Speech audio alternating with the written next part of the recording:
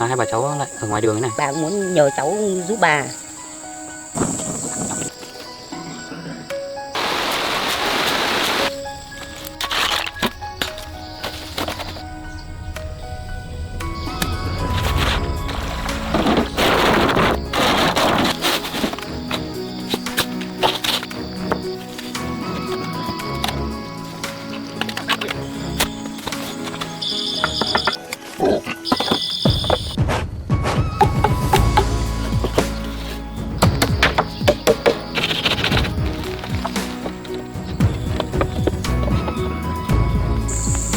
Quần áo của cháu đây à bà ơi.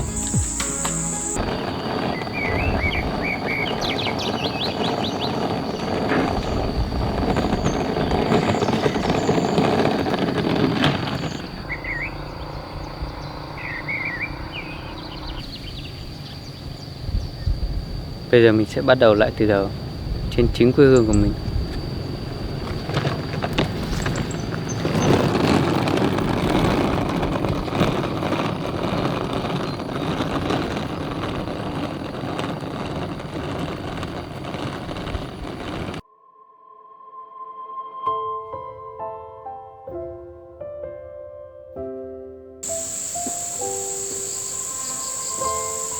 Ngon không? Ngon không? Ngon quá nè. Đây. Đấy. Đấy, ăn đi. Tí nữa có ai đi qua thì là bà cháu mình nhờ giúp đỡ nhá. Nhà mình nghèo lắm nhờ. Đây.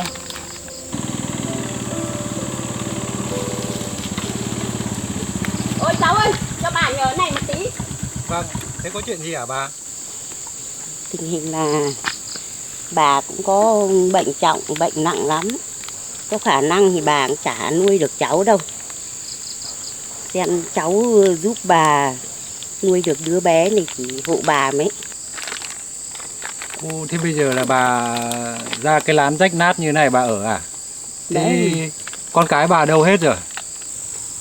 Chả giấu gì cháu đâu, con cái nó bỏ đi hết rồi. Thế còn để lại con cho bà nuôi này. Bà có phải cái bà mà bị viêm gan B đấy không? Bệnh tật như bà ấy thì là ai mà dám giúp được. Thân tôi còn chưa lo được rồi đi lo cho bà. Đi mà tìm người khác mà lo cho. Cháu cố gắng giúp bà đi cháu. Bà đi tìm người khác mà giúp. Cháu ơi, cố gắng giúp bà cháu ơi. Cố gắng giúp bà với cháu.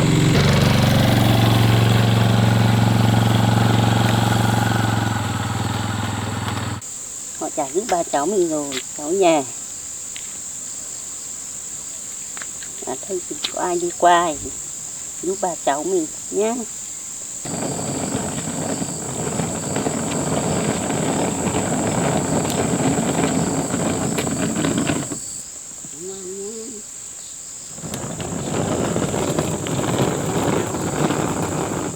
Cháu ơi, cháu giúp bà với cháu.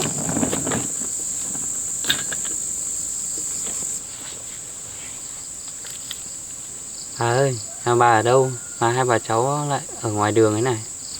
Bà không có nhà, đấy là nhà của bà. Các con nhà bà nó vỡ nợ, nó nợ nhiều tiền quá, nó bỏ trốn đi rồi. Với lại bà cũng bệnh nặng lắm. Thì bà chỉ mong làm sao rồi cháu giúp bà nuôi hộ bà đứa cháu này thì bà cảm ơn cháu lắm rồi. Bà ơi, thế bà bị bệnh gì đấy ạ? Bà bị bệnh gan. Cả dân làng ai cũng bảo bệnh của bà bệnh lây, chả ai dám vào gần.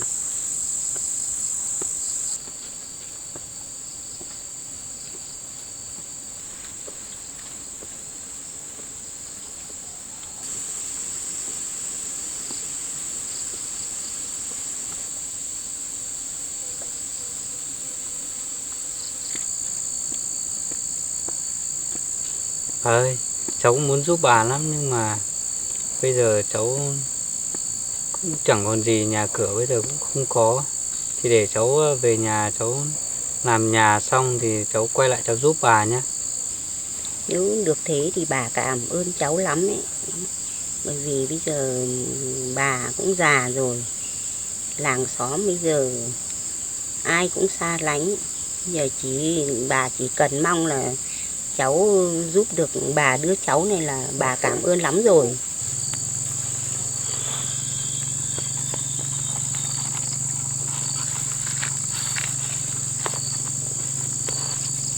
Bà ơi, cháu cũng không có nhiều đâu, cháu có chút ít này cháu giúp bà. Thôi cháu ạ, bà không dám nhận tiền của cháu đâu. Bà chỉ mong sao sau này cháu giúp bà đứa cháu của bà là được rồi. Nhưng bà cứ nhận đi. Thôi cháu ạ, bà không dám nhận tiền của cháu đâu. Cháu cho bạn nhỏ này để mua sữa, bà cứ cầm Thôi đi được thôi. rồi, bà không dám nhận của cháu đâu. Thế thì cháu nhất định sẽ quay lại giúp hai bà cháu. Bà chờ cháu nhé. Vâng, bà cảm ơn.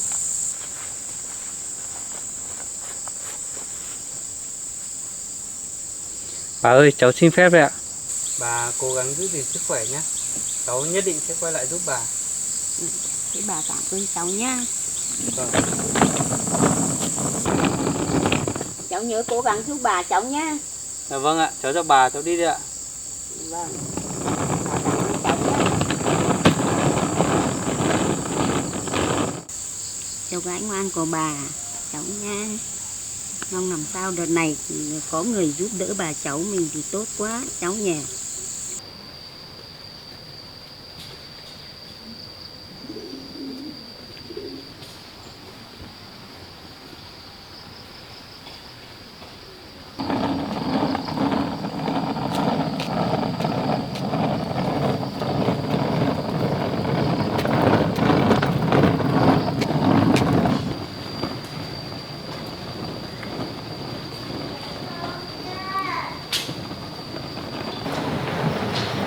Cháu chào bà. Tú à, mày về đây làm gì đấy? Thế mà họ nói bảo là mày bị phá sản gì à? Dạ vâng ạ. Đợt này công việc của cháu nó đang gặp khó khăn. Hôm nay cháu về đây muốn nhờ bà một chút việc. Từ giờ tao già rồi, tao còn nhờ vả cái gì nữa. Lúc mà mày có tiền thì chẳng cho tao. Hoàn cảnh của cháu thì bà cũng biết rồi đấy. Bây giờ mẹ cháu thì đi ở một đối tượng rồi. Cháu chẳng biết nhờ bà ai nữa. Bây giờ xin bà là có thể ở nhờ mấy hôm để cháu dựng lại cái chỗ ở chuyển đi. Mày đi chỗ khác mà ở. Nhà tao chật lắm, không có chỗ ở đâu. Con cái tao còn chưa lo được, tao lo được cho mày đâu. Cháu chỉ xin ở nhờ nhà bà mấy hôm để cháu dựng nhà cháu ở tạm thôi chứ cháu cũng không làm phiền bà lâu dài đâu. Không, tao không cho mày ở đâu. Đi đi, mày đi đi. Có tiền thì tao cho thuê chứ còn tao không cho mày ở đâu. Mày cứ đi đi, đừng có lấy tao làm phiền, nhà tao làm cái gì.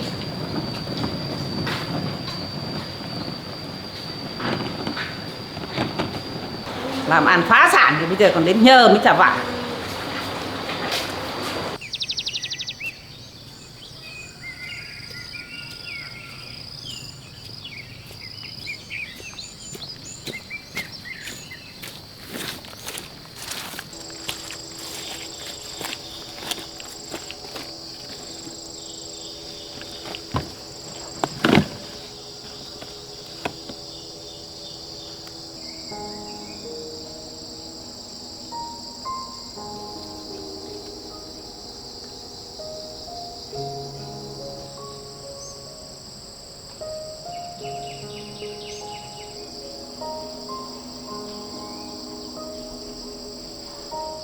Căn nhà của anh trai mình bỏ hoang lâu, bây giờ đã mục nát hết rồi. Mình sẽ cải tạo lại để đón hai bà cháu về ở cùng.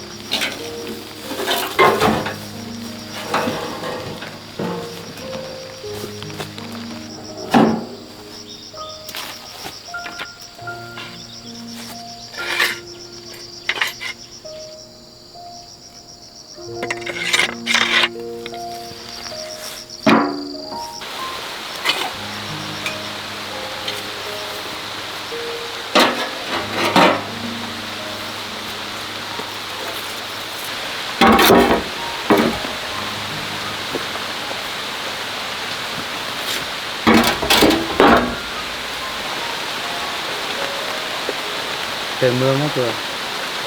Hai bà cháu ở cái lán đấy chắc không an toàn đâu. Mình phải cố gắng dựng nhà thật nhanh để đón hai bà cháu về ở cùng mới được. Vật dụng này mình vẫn có thể tận dụng được.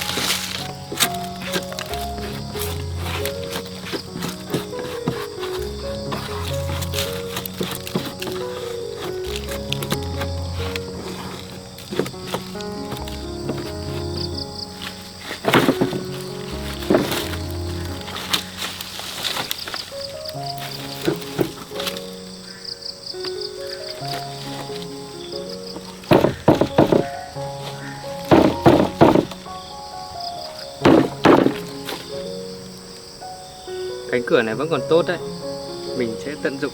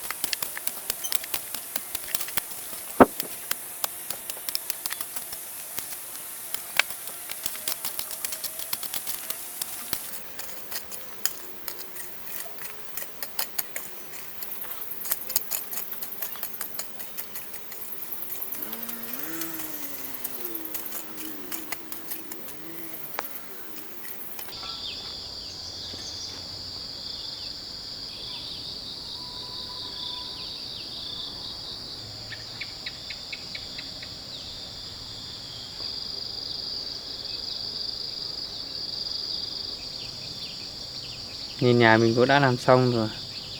Bây giờ mình sẽ vẽ căn nhà và tận dụng vật liệu để xây dựng.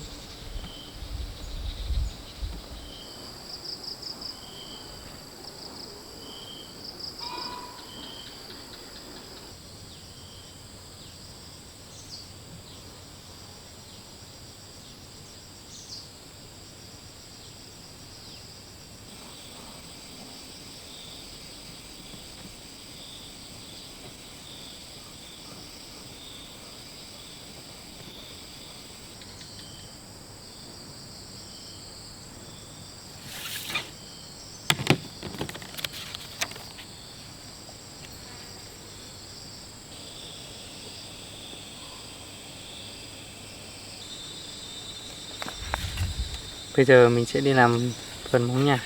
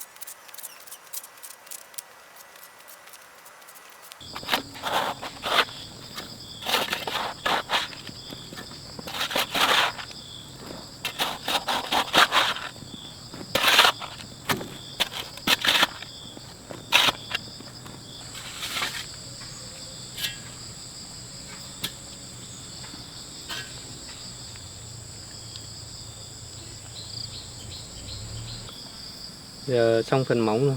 Bây giờ mình sẽ đi lấy đá.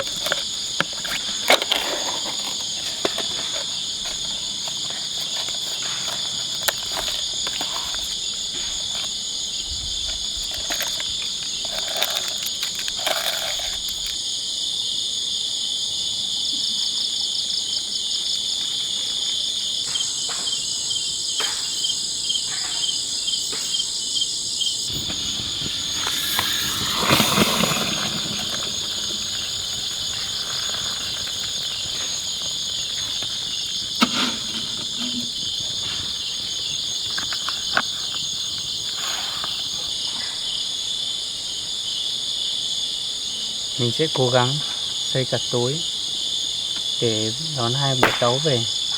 Không biết hai bà cháu có về ở cùng mình không?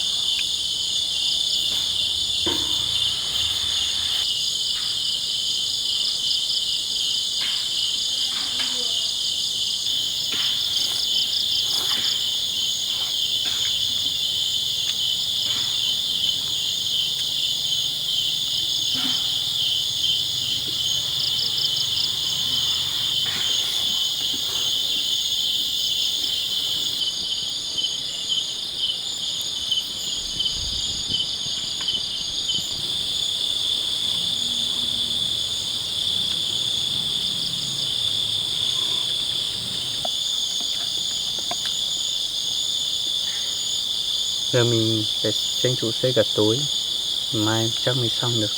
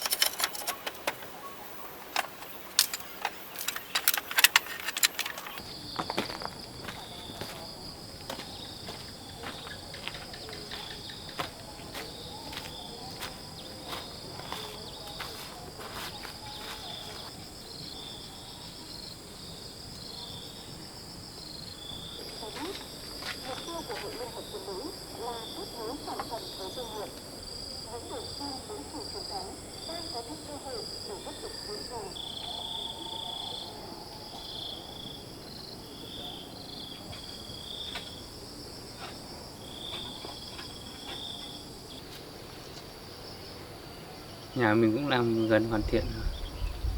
Bây giờ mình dọn dẹp qua rồi đi đón hai bà cháu về.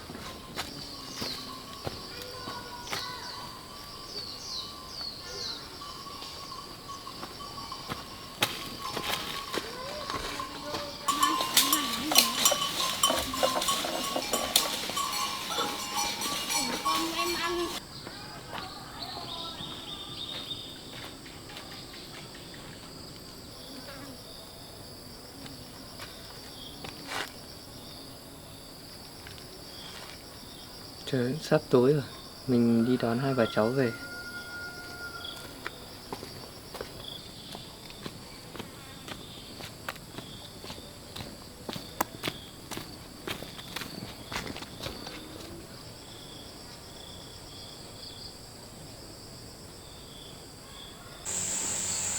Cháu chơi cẩn thận nha cháu nhá. Trời sắp mưa to rồi.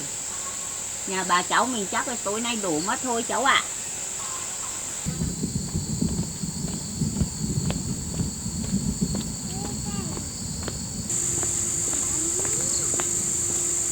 Cháu chào bà. Bà chào cháu. Cháu quay lại rồi cháu. Vâng ạ, cháu dựng nhà vẫn chưa xong hẳn đâu bà. Nhưng mà cháu sang đón hai bà cháu về.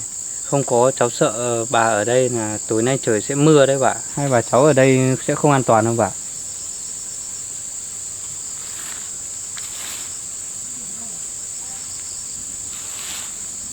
Thế thì bà lại làm phiền cháu rồi.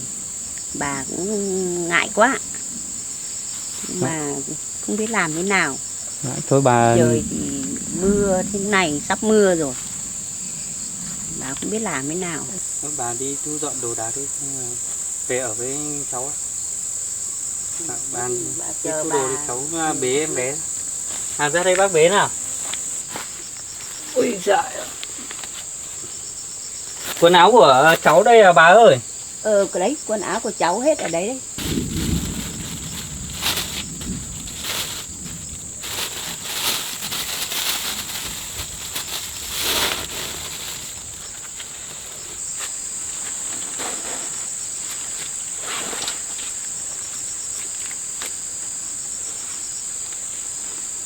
Bác đón về ở với bác nhá. Về ở bác phải ngoan nhá. Bà ơi, bà còn đồ gì không bà? Còn hai cái nồi nó rách rách cái kia kìa. Dạ thôi bà, về bà cháu mình dùng nồi khác. Bà cháu mình đi không trời sắp mưa rồi bà. Ừ, thế cũng được. Vâng.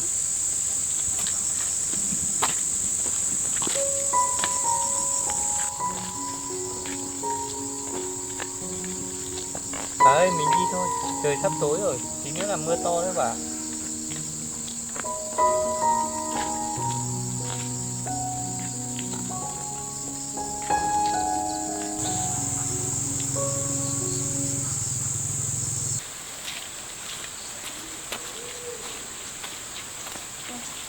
Cái này có phải thằng Tú không? Ngày xưa thấy bảo làm ăn oai lắm mà nhiều tiền lắm cơ mà. Thế mà bây giờ phá sản này phải đi về cái theo cái bà già bệnh tật này. Cái bà già bệnh tật này cả làng người ta còn không dám đến gần. Bệnh tật này lây đấy cháu ạ. Cái việc cháu phá sản thì bà nói thế nào cũng được. Nhưng còn bệnh tật của bà cụ thì là có ai mong muốn đâu bà. Sao bà lại nói bà cụ thế? Mày thì biết cái gì đâu, mày còn trẻ mày chả biết. Thế mày lang thang suốt về thì bây giờ mày chắc là phá sản chả có gì nữa thì mày về đàn đúm ở với bà là cũng đúng thôi. Sao bà sau này bà bị bệnh bà khẽ hiểu cảm giác của bà cụ. Mày còn trẻ tao nói thì chả nghe thì rồi mày khác biết. Bà ơi, bà cháu mình đi, kệ họ đi. Thằng này ngu lắm. Con trẻ nói chả nghe, cứ đàn đúm bệnh tật rồi là chết cả lũ. Bà cháu mình cứ đi đi bà ơi, kệ họ đi. Người ta nói thì không nghe. Chả trách phá sản phải. Đi về ở mấy cái đàn đúm mấy cái bà già bệnh tật đi, mấy nữa thì bệnh tật với nhau cả lũ.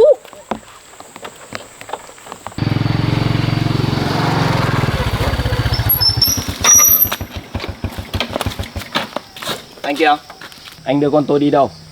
Tôi thấy hai bà cháu ở ven đường khổ quá nên là tôi đón hai bà cháu về ở cùng. Con à, sao con bỏ nhà đi mấy năm rồi, hôm nay con mới quay trở lại. Mẹ chờ các con mãi.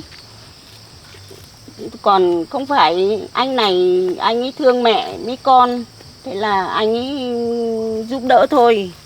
Sao bây giờ các con mới quay đi về? Các con đi lâu lắm rồi. Mẹ biết rồi đấy, bây giờ vợ chồng con làm ăn cũng không ổn định. Bây giờ về cũng có nhà đâu. Bọn con còn phải đi làm ăn chứ. Về nhà cũng chả có nhà, bọn con phải đi làm ăn chứ. Mẹ thì ở nhà chăm con cho các con. May được anh này, anh ấy tốt bụng, anh ấy còn đỡ mẹ đấy. Con ra đây mẹ thế nào. Anh là ai mà bế con tôi đi. Anh ơi, mình đi thôi anh ơi. Các con ơi, con cho mẹ đi cùng mấy. Thân con còn chưa lo được, làm sao con lo được cho mẹ? Mẹ về đây ở tạm đi. Các con về đón cháu của mẹ đi. Một mình mẹ sống ở cái nhà ấy, mẹ buồn lắm. Mẹ sống làm sao nổi các con. Đi thôi em ơi. Các con ơi, cho mẹ đi cùng mấy. Các con ơi, cho mẹ đi cùng mấy. Đón cháu của mẹ đi thì mẹ nhớ lắm. Các con ơi, các con ơi, mẹ sống một mình, mẹ sống thế nào được. Các con ơi, mẹ nhớ cháu của mẹ lắm. Các con ơi. Cháu ơi, cháu xem có thấy số bà có khổ không ấy chứ. Bà cứ bình tĩnh thôi bà. Đây là con trai với con dâu của bà. Đúng rồi, đấy là con trai với con dâu của bà ấy. Nó bỏ đi lâu lắm rồi. Bà nuôi con cho chúng nó từ lúc còn bé tí. Bây giờ con nó được 2 tuổi, hơn 2 tuổi rồi. Bây giờ nó quay lại nó đón cháu của bà đi. Bây giờ bà sống một mình, bà buồn lắm. Thưa bà, bây giờ bà về ở với cháu ấy, sau này cháu có điều kiện, cháu sẽ đưa bà đi tìm con trai với lại cháu của bà. Thôi cháu ạ, bà cảm ơn lòng tốt của cháu. Nhưng mà bà bây giờ có tuổi rồi, cũng mắc nhiều bệnh nữa. Bệnh bà thì cũng ấy thì rồi lại ảnh hưởng đến cả các cháu.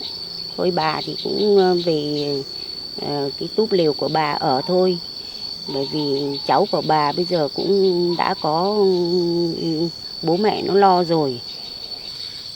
Bệnh của bà thì cháu sẽ cố gắng để chữa trị cho bà. Bà không phải ngại đâu ạ.